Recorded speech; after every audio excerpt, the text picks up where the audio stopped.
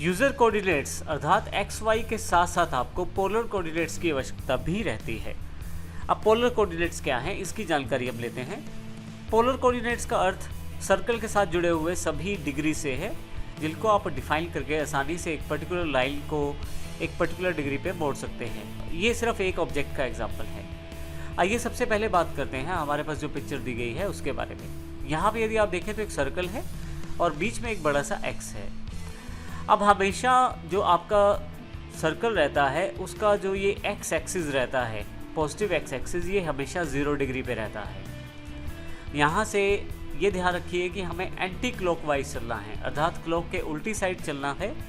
तो आप देखेंगे थोड़ा सा ऊपर जाएंगे तो 45 डिग्री आपके पास आ जाएगा। हमारे पास डिग्री बढ़ते चले जाएंगे जब हम एंटी क्लॉकवाइज चलेंगे। 45 से थोड़ा सा ऊपर यदि आप वर्टिकल पोजीशन में लाइन देखें तो ये 90 डिग्री लाइन। तो इसका अर्थ ये हुआ 0, 1, 2, 3 से लेकर 90 डिग्री तक मेरे पास यहाँ जो एंगल है अवेलेबल हो जाएगा। इसी के साथ थोड़ा सा आगे बढ़ता हूँ तो 135 डिग्री, 180 डिग्री, 225, 270 और इसी तरह से 315 डिग्री भी अवेलेबल हो जाता है। फाइनली 360 डिग्री यहाँ पे आके मिल जाता है, अर्थात 0 डिग्री से शुरू होकर यहीं पे एक सर्कुलेशन शेप में आपके सभी एंगल यहाँ पे ख़त्म हो जाते हैं। पोलर कोऑर्डिनेट्स में कार्य करते समय हमें बहुत आवश्यकता रहती है इन कोऑर्डिनेट्स को देने की।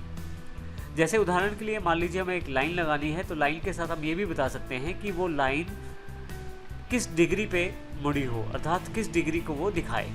जैसे कि अगर 45 डिग्री की मुझे कोई लाइन चाहिए, वहाँ मुझे एक्स वाई तो चाहिए ही चाहिए जैसा पहले हमें चाहिए था, परंतु साथ में 45 डिग्री ये दिखाने के लिए मैं पोलर कोऑर्डिनेट्स का प्रयोग कर सकता हूँ।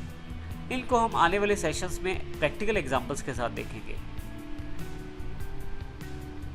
आइए पोलर कोऑर्डिनेट्स को प्रैक्टिकल एग्जांपल के रूप में समझते हैं।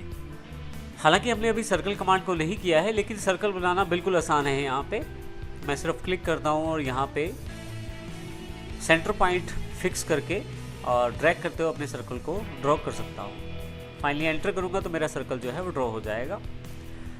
अब ये सर्कल इसलिए हमने बनाया ताकि हम पोलर कोऑर्डिनेट्स के बारे में जान पाएँ।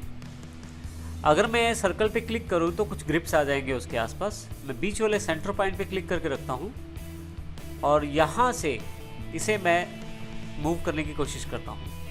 आप ज़रा यहाँ ध्यान से देखें, हमारे पास यहाँ मूविंग पॉइंट तो दिया गया है, लेकिन साथ में सबसे मेन पॉइंट है यहाँ पे जो हमने डिस्कस करना है वो पोलर कोऑर्डिनेट है। आप देखें यहाँ 0 डिग्री है।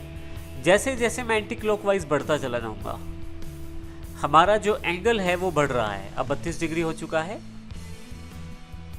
यहाँ पे 45 डिग्री है और फाइनली यहाँ पे मेरे पास ये 90 डिग्री हो गया है। इसी तरह से एंटी क्लॉकवाइज आप अगर मूव करते चले जाएं तो आपका ये जो एंगल है ये बढ़ता चला जाएगा और यहाँ पे हमारे पास 180 है। इसी तरह से नीचे आते चले जाएं 225, 270, फिर से वापस यहाँ पे आ जाएं तो देखिए 359 तक तो यहाँ पे आ ही जाएगा और फाइनली उसके बाद आपके पास फिर से 0 पे आ जाएगा, क्योंकि 360 डिग्री टोटल जो एंगल्स रहते हैं एक सर्कल में पोलर कोऑर्डिनेट्स में हम प्रयोग कर सकते हैं।